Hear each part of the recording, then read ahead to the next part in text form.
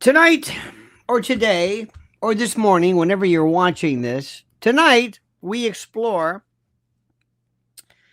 what many suspect but few dare to fully confront. A fascinating subject. A quiet army that exists within our own military. Not so quiet because they're announcing who they are. Not an army of rifles or tanks or the usual, but an army of narratives, an army of deception, of propaganda, of psyops.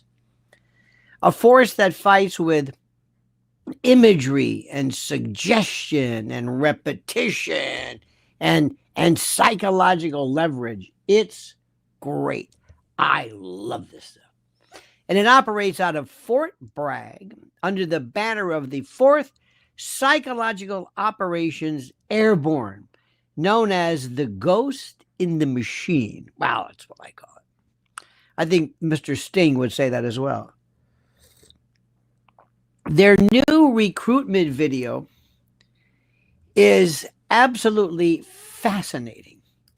And what's fascinating about it is that it involves itself with something that's a little bit different. It tells you, and this is the part that I find interesting. It tells you what they are doing. It tells you what they are doing. I don't understand that. It kind of defeats the purpose. They have no problem whatsoever telling you that what I believe would be something that would be quiet, something that is secret, something that is not in any way discussed, something that is, how do we say this? Something that we don't talk about. Why would anybody want to do this? Why would you want to tell people, this is what we do? We're psychological operations and we're coming to you. What? You're coming to us. Yes, we're coming to you. We're psychological operations. We're psyops. I don't get it. Maybe that's weird. Maybe that's me. I don't really understand it.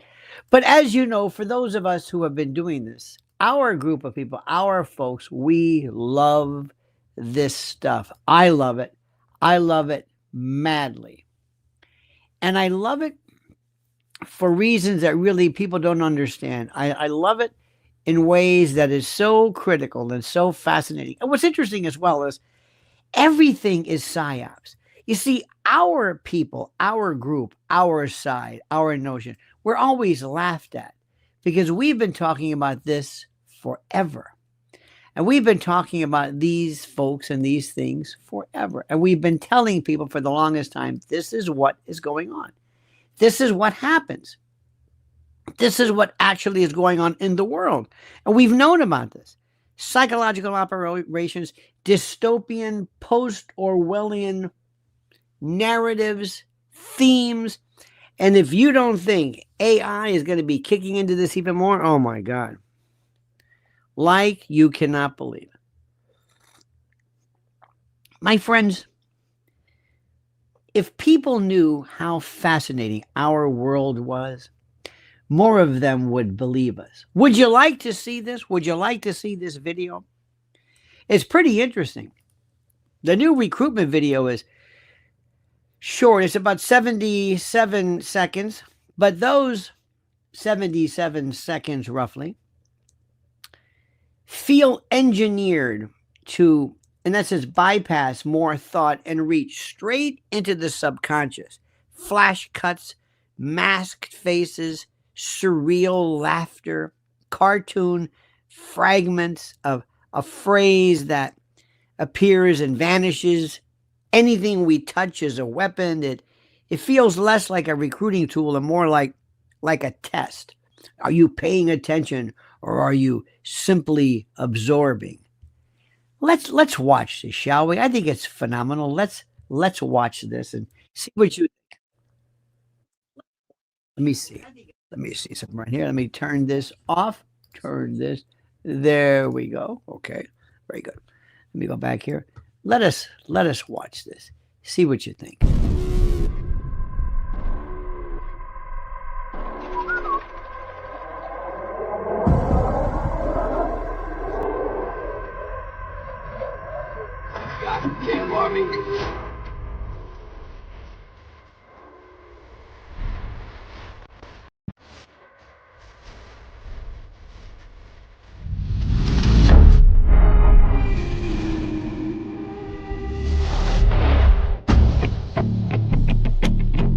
is another force applied in combat that we generally don't think of as a weapon of war. That weapon is words. Words are weapons. Telling the truth is the only way in which to influence people. This is psychological warfare.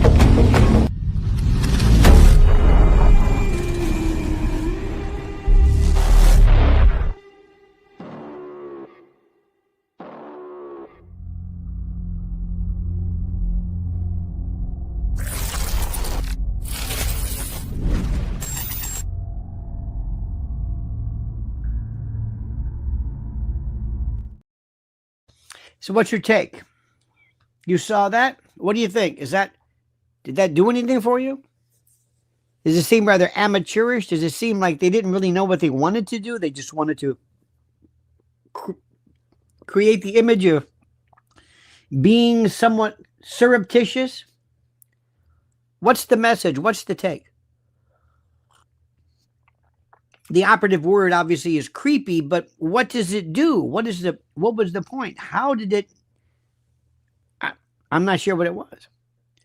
Psychological warfare, psyops, really, is nothing new. It's as old as war itself. I don't know if that qualifies, but from ancient leaders using omens to influence armies to medieval sermons that used scripture and kind of twisted it around to justify conquest, propaganda has been a strategic weapon forever. But in the 20th century, it became a science. And World War I introduced mass posters and slogans and emotional imagery and enemy caricatures. You know, World War II fine-tuned the method in particular, especially with Hollywood and Capra. The Ghost Army deceived commanders using inflatable tanks. Remember that one? Like fake radio chatter, staged movements that misdirected entire divisions. I don't know if that was psyops as much as just clever misdirection. Leaflets fell from the sky promising mercy or doom. And every headline, every broadcast, every rumor became part of the larger story, the larger chessboard. And the battlefield was not just, land, sea, and air. It was the human mind. And they wanted to get not just the way you thought of the war, but your feelings of winning, of support. Are you going to make it? They wanted to affect your ability to fight. And at the end of World War II, something changed. The techniques perfected in war were carried over into peace and into the peace. Instead of enemy soldiers, the targets became populations, nations, citizens. The Cold War turned psychological operations into an essential tactic. The CIA established programs like Operation Mockingbird, one of the best. Still in use, by the way. Oh, they're not going to say it is. It is, absolutely. Mockingbird was a vast attempt to influence media personalities and journalists and cultural voices. Did every reporter know they were being nudged? Of course not. Of course not. Influence doesn't need consent. It only needs presence. And newspapers began to favor certain narratives. Television segments framed ideological conflict as moral absolutes. Language was reshaped. Thought was guided. Energy, the energy taken. Foreign governments were destabilized through rumor alone. Votes were swayed without a single boot on the ground. It was critical. I don't know if they went so far as to announce we're PSYOP. Does Russia do that? Does anybody else say, hi, we're the FSB? What? I think it's silly, but what do I know? And my friend, this is where propaganda becomes menticide. Brainwashing. Menticide is the systematic destruction of independent thought. not through violence, but suggestion. It works by wearing down the subject's certainty, fragmenting identity, and creating helplessness, feelings of it, and replacing personal judgment and control with implanted little cues. Oh, it's beautiful. Soviet psychiatrists explored it.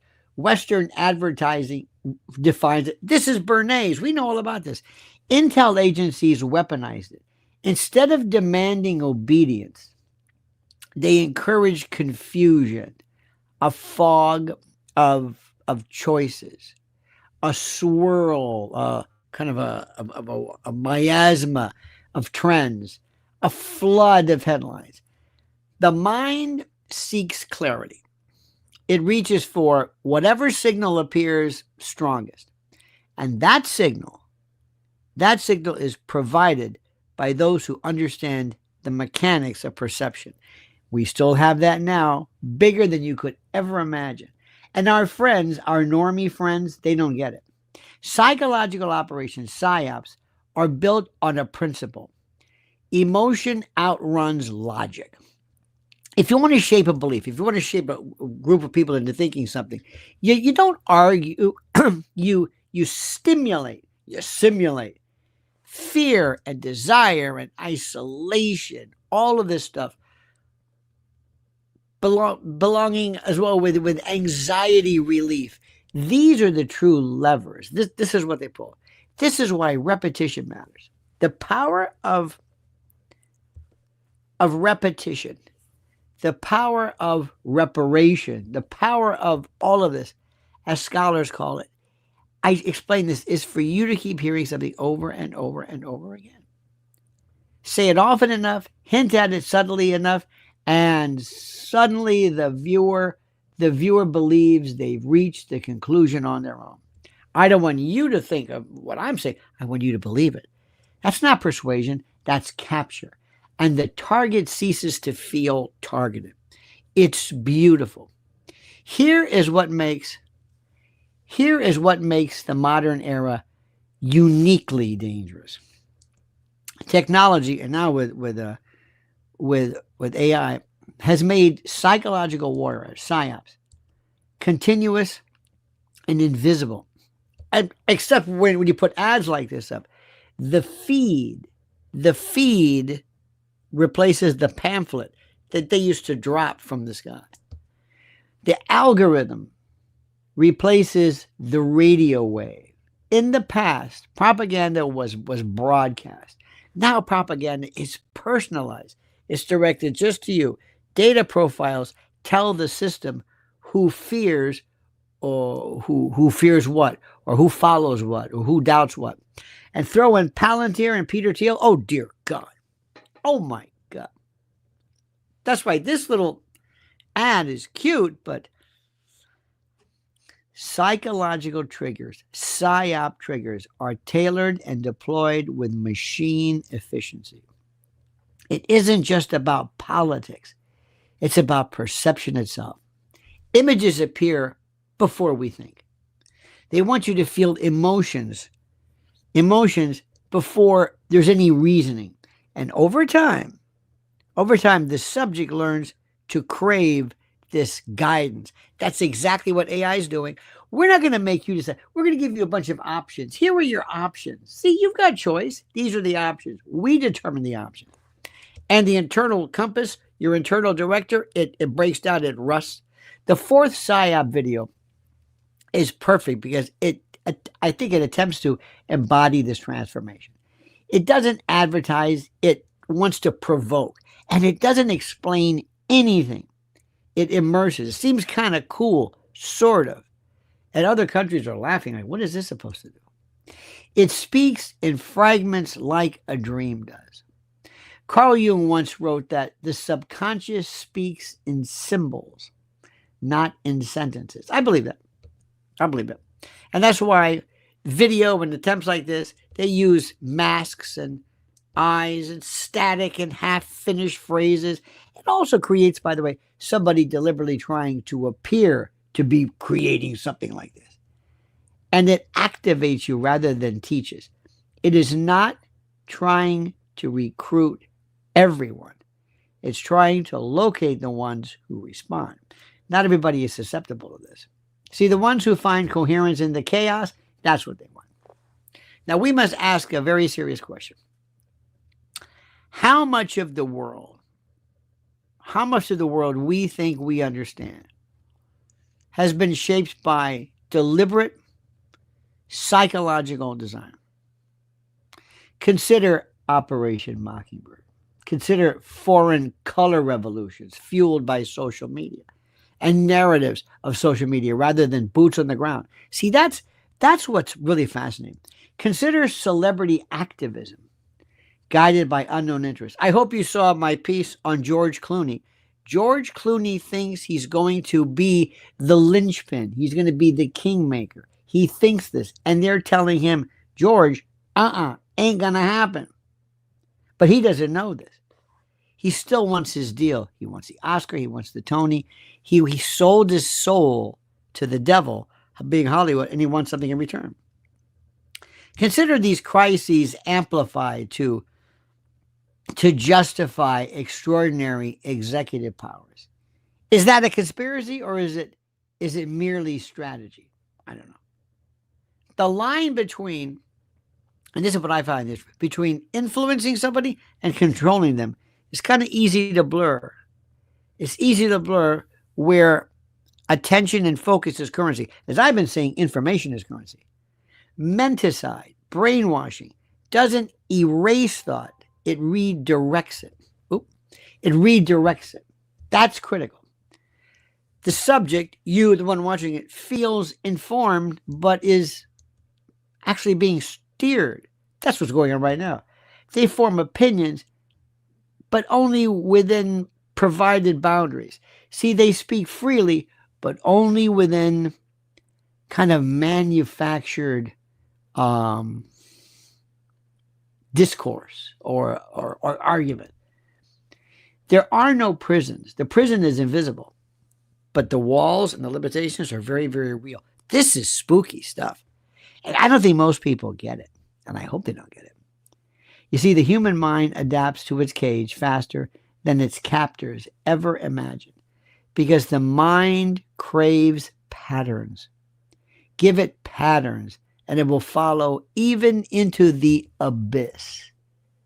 Operation Mockingbird may have begun in the 50s, but its spirit is here. It's here. Not necessarily, remember, this isn't a secret room somewhere, but in editorial meetings and digital trends. You can see it on MSDNC every single night, especially when they realize that their world is going to collapse, that they have to come up with something really fast because they realize it's all over. This is why even the Joy Reids and these folks are going crazy. CNN's going nuts. And they're bringing in Scott Jennings to hang on. Scott Jennings is kind of diffusing and redirecting the argument. And remember, this isn't going on not through bribery, but through some kind of an ideological fashioning. Modern psyops do not need force, guns. They need framing. They need influencers. Look at what I said this morning regarding Mr. Beast. Don't dismiss that. That was a critical. Working with the Rockefeller Foundation. Oh my God. Influencers seeded with tailored talking points, bought and sold, promising we're going to sell, we're going to make you, you're going to be an influencer. You're going to make so much money. Just say what we want. Smile. Change the narrative. Change the thought. We don't really want words. We want feelings. They need subtle little shifts in language, and they need online storms, that look kind of spontaneous, but are anything but. These folks need an audience that still believes it is seeing the world as it is, rather than as it is meant to be seen. See, that's what's happening right now. Trump needs more of this. Let me tell you, MAGA is a lot like that. Don't kid yourself. The word MAGA, the concept MAGA, is creating a sense of the belonging of something that we really can't even explain. The word psyop now appears on social media as kind of a slang term. We use it, kind of a wink, to manipulation, a joke about hidden agendas. But that itself is a testament to its success. When the subject begins to laugh about its conditioning, the conditioning has matured. And when you have awareness without resistance, oh, that's acceptance. Have you ever been driving down the road for a long period of time, and all of a sudden you say, oh my God, I'm driving. Oh God, oh God, oh God. And you scares you. Oh my God, oh God. That's perception without awareness. You're taking so much stuff in, but you don't even know you're doing it.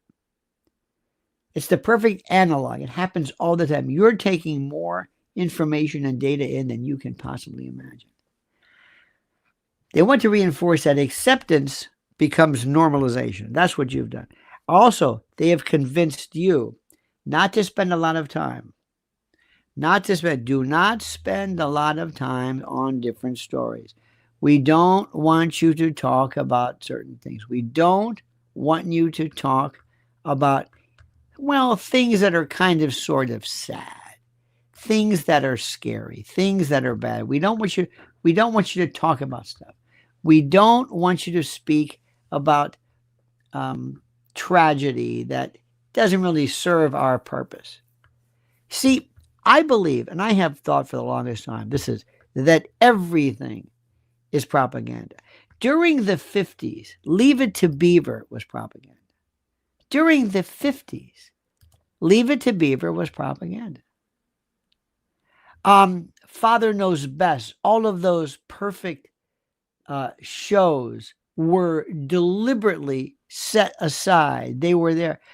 Remember Sarah Beckstrom. Sarah Beckstrom was this 20-year-old martyr who died, and we've already forgotten her. No big deal. I brought up the case of Paddock of Las Vegas. Fascinating. Now we're going to find out maybe more and more information regarding Beckstrom. It's not going to be from Kash Patel. It's going to be from some independent journalist. That's what's going on. Do you see what's going on? Once you understand, you will never be the same person again. Never. Because even when our parents were coming up, they knew there was, propaganda like loose lip sync ships and that kind of stuff, but not like this. Oh, no. This is a different story. They want normalization. And once something is normalized, it's no longer questioned. The Fort Bragg video ends, of course, with an invitation to join PSYOP.